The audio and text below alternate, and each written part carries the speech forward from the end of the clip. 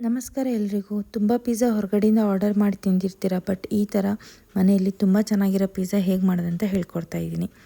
ಮೊದಲನೇದಾಗಿ ಪಿಜ್ಜಾ ಬೇಸ್ನ ಹೇಗೆ ಮಾಡೋದಂತ ಹೇಳ್ತಾ ಇದ್ದೀನಿ.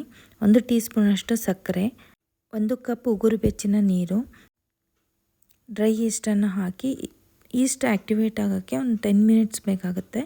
ಅದನ್ನು ಮುಚ್ಚಿ ಬದಿಗಿಡಬೇಕು. ನಂತರ 3 ಕಪ್ಪಷ್ಟು ಮೈದಾನ ಸೇರಿಸಿ ಚೆನ್ನಾಗಿ ಮಿಕ್ಸ್ ಮಾಡಬೇಕು. ಇದಕ್ಕೆ 1 ಚಿಟಿಕೆಯಷ್ಟು ಅಡುಗೆ ಸೋಡಾನ ಹಾಕಿ 10 ನಿಮಿಷ ಬಿಡಬೇಕು. ಈ ಥರ ಉಬ್ಬಿ ಬರುತ್ತೆ. ಚಪಾತಿಗೆ ಮಾಡಿ ಇಟ್ಕೊಳ್ಳೋ ಥರ ಉಂಡೆ ಮಾಡಿ ಇಟ್ಕೋಬೇಕು. ಹುರಿದಿಟ್ಕೊಂಡಿರೋಂಥ ಬಾಂಬೆ ರವನ ಈ ಥರ ಸ್ಪ್ರೆಡ್ ಮಾಡಬೇಕು. ಇದ್ರ ಮೇಲೆ ಒಂದು ಸ್ವಲ್ಪ ಅಕ್ಕಿ ಹಿಟ್ಟನ್ನು ಹಾಕಿ ಈ ಥರ ಲಟ್ಟಿಸಿಟ್ಕೊಂಡು ನೆಕ್ಸ್ಟು ಲಟ್ಟಿಸಿಟ್ಕೊಂಡಿರೋ ಹಿಟ್ಟನ್ನು ಪ್ಲೇಸ್ ಮಾಡಿ ಈ ಥರ ಫೋರ್ಕಿಂದ ಚುಚ್ಚಬೇಕು. ನಂತರ ಪಿಜ್ಜಾ ಸಾಸ್ನ ಸ್ಪ್ರೆಡ್ ಮಾಡಬೇಕು ಈವನ್ನಾಗಿ. ಇವಾಗ ಟಾಪಿಂಗ್ಸ್ನ ನೋಡ್ಕೊಳ್ಳೋಣ. ನೀವು ಟಾಪಿಂಗ್ಸ್ ಏನಾದರೂ ಹಾಕ್ಬೋದು. ನಾನಿಲ್ಲಿ ಬೇಬಿ ಕಾರ್ನ್ ಮತ್ತು ಮ್ಯಾಕರಾನಿ, ಪನ್ನೀರ್, ಕ್ಯಾಪ್ಸಿಕಮ್ ಮತ್ತು ಆನಿಯನ್ನ ತೊಗೊಂಡಿದ್ದೀನಿ. ಇದನ್ನೊಂದು ಸ್ವಲ್ಪ ಮ್ಯಾರಿನೇಟ್ ಮಾಡಿದ್ದೀನಿ.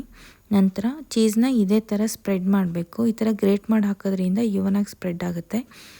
ಹೀಗೆ ಒಂದೊಂದಾಗಿ ಟಾಪಿಂಗ್ಸ್ನ ಆ್ಯಡ್ ಮಾಡ್ತಾ ಹೋಗಬೇಕು.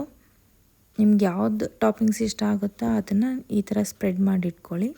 ನಂತರ ಇದನ್ನು ಪ್ರೀ ಹೀಟೆಡ್ ಅವನಲ್ಲಿ ಪ್ಲೇಸ್ ಮಾಡಬೇಕು.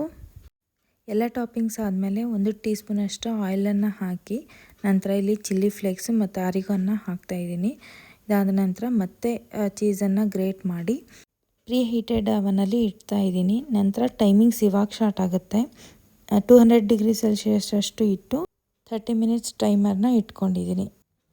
ನೀವೇ ನೋಡ್ಬೋದು ಯಾವ ಥರ ಪಿಜ್ಜಾ ರೆಡಿ ಆಗಿದೆ ಅಂತ.